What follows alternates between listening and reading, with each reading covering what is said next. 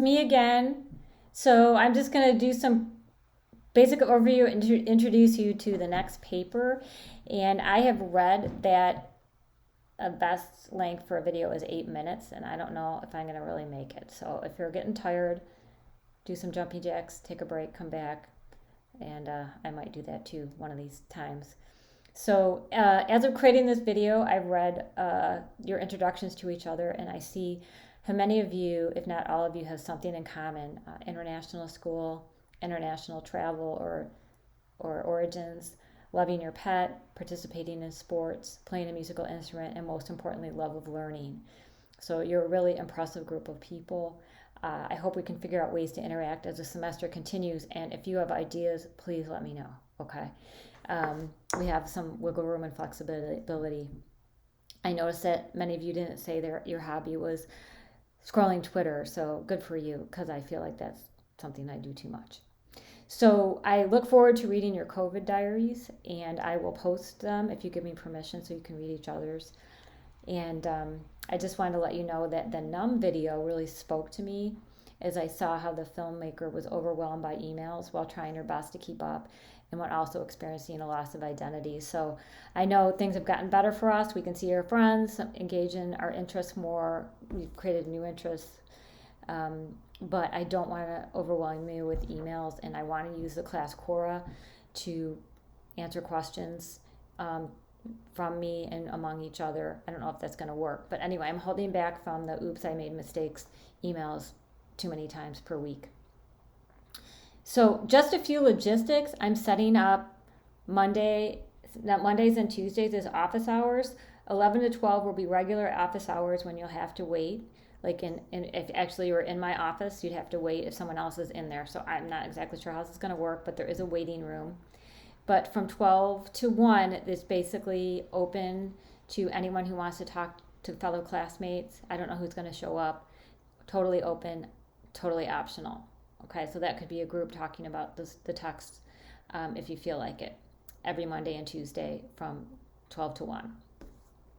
So I just posted the first paper assignment, and I'm going to walk you through that assignment and tell you why I am assigning it to you, do the best I can to contextualize all the stuff that I put in the module and that you will employ for the paper. So we're going to learn a little bit about what was going on at the fall of 1918 when the Spanish flu hit the US. Young people in particular were vulnerable to the virus. So unlike COVID-19, which is actually, I hate to say it, but killing older people, the Spanish flu was killing young people. They lacked immunity to it for some reason. One theory was that older Americans and people across the globe had some immunity because of a former flu virus. So the summer of 1918, the young people became pawns also in like another program, and that was the U.S. government, fearful that male students that is, would drop out of college, created an Army training curriculum to replace the standard curriculum at colleges across the U.S. It was called the S.A.T.C. Some students were moved from their home schools to far away or nearby universities. So maybe if you went to Wayne State, you'd end up in Ann Arbor. So there's a lot of moving around. So as you'll read, this was an ambitious project, and it was too ambitious because as soon as the curriculum was in place, the war ended and the program was no longer needed. So another sad aspect of this is that when young people gathered together in too close quarters, a lot of them got the flu, and so this became kind of an incubator for illness. So I thought this could be a part of history to study as a comparison to what we're going through during another pandemic, and you'll read some articles people have already written to this, so I was pleased because I thought of this idea and then I saw other people were writing about it, which is great. So those two articles that are in your module can be some examples for you to see how writers use primary sources, and you can also extract some of this information in your own paper. So just to let you know, I also gathered the materials. Most of them are for the Bentley Library at the University of Michigan Ann Arbor's campus. So when you're going through the module, just picture yourself as you are a scholar, and when you go to a library, they'll bring you a big box, and you've got to sift through it and find out what's interesting to you, what might work in a paper, what's giving you a headache, You don't want to engage with every single piece of information, but how can you bring any of these sources into a paper and spice it up and give readers new information? So the goal for the paper is to synthesize the secondary source about the era, which was by Willis Rudy. So that's like our expert, right? With some primary source documents, which include curriculum material, a diary of an eyewitness, John Price, and a set of memos written by the people in charge of the S.A.T.C program, including a professor at the University of Michigan. So your job is to tell the story about what happened when mixing and matching sources, being careful to make sure who, what, and when is carefully acknowledged. Figuring out who is doing what in your sources can help the fluidity of the paper, and we're going to work on this a lot. Maybe some people have good practice with this, some people haven't. But my observation as a writing teacher is that a lot of writers do not have the skill set to bring in a range of sources and differentiate how each of them can be used separately and not necessarily all in the same way in a paper. So we're going to work on that a lot. You're going to have 2 discussions about a peer writing group to prepare you for the paper.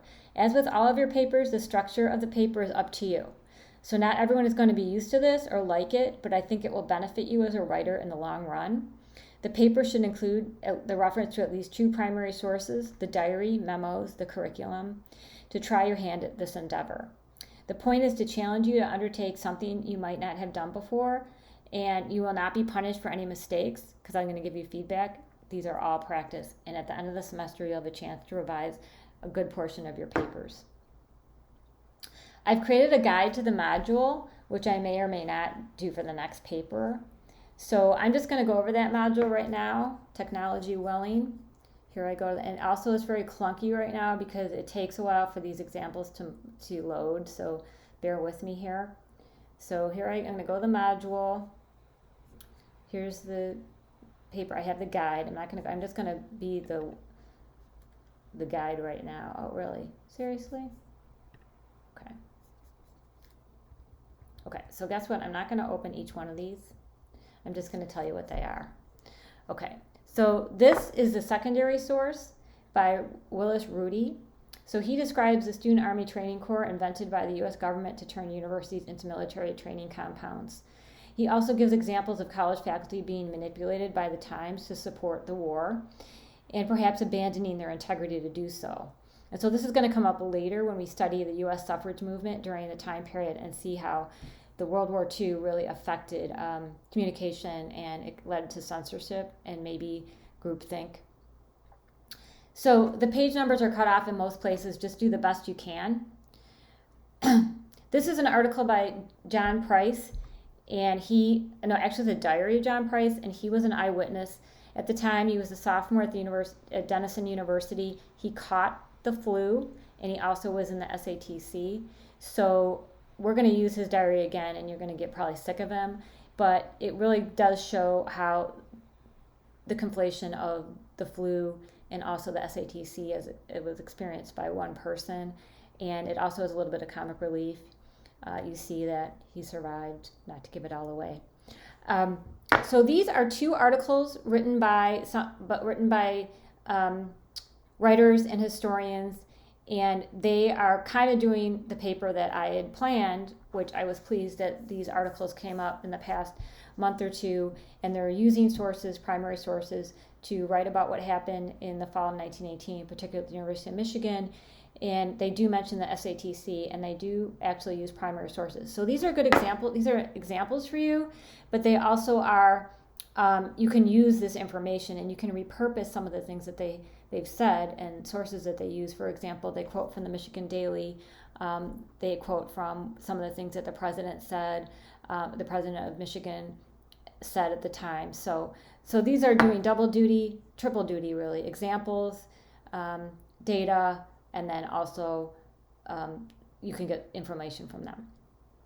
Now, the S.A.T.C curriculum, which I'm not going to open because it's just going to take forever to load here, shows you the plan on the part of the administrators at the national level who distributed this actually pretty prescriptive curriculum that the men who enrolled in the S.A.T.C, which was a good portion, a good majority of them, were to engage in and basically abandoning anything else they were to be learning that semester. Notice women weren't included, so that is an issue that we're going to get to, so don't worry, I'm not going to forget about the women. I just wanted to start with this because I feel like it's extra relevant and really gets our teeth into that comparison and what we can learn from history from this particular time period. S.A.T.C. primary docs.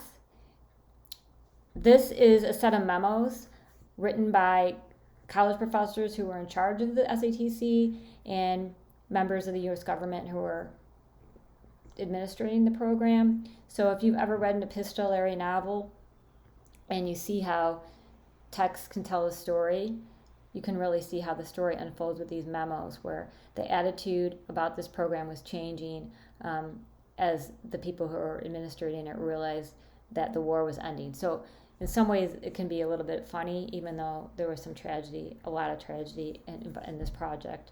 And of course, during the war, no one's really that happy. And then finally, this is just a S.A.T.C. brochure that gives you a broad overview of the schools that were involved in this program.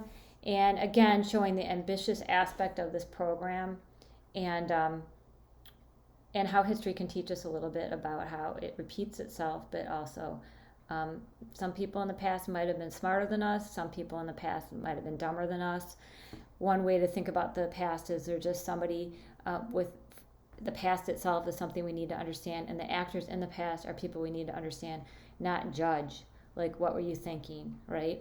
You want to think, hey, what were you thinking? As in, what were you thinking? So being less presentist is when we judge the past, rather than being humble is one of the other endeavors that I'm piling onto this class. So again, I look forward to reading your COVID diaries, and I'm going to respond to those papers online, and then I'm going to give you a little speech about them too in one of these videos. So just to let you know, they won't be given points like the rest of the papers, as the paper is mostly a warm-up, and it allows me to assess your writing skills in a really low-key way. I'm not going to correct anything in these papers. Moving forward, I'll be a little bit more prescriptive in my annotating and giving you more tips. Mostly I'll just kind of have a conversation with you with these first papers. And if you give me permission, I'll post your cover diary paper in a file and put it in Canvas so we can all read it. So of course you can email me with any questions. Class Quora, I hope you consider posting a question to Class Quora, see how that works. And I hope to see you in office hours. Oh, look at that, it's loading. How nice. Okay, so before we go, I'm just going to give you a taste of what a primary source might look like, right? You can see this is from the time 1918. This is from an archive, and it really gives you an idea of what people were planning. Very ambitious, and very prescriptive, but they tried it. And so this is just one example. And you'll see when you start reading all these sources together, I think a picture will form. My advice is not to read all these all at once. Just kind of get a taste for it. And then when you go back to read the paper, write the paper, find some specific details that you think would spice it up. Okay, good luck.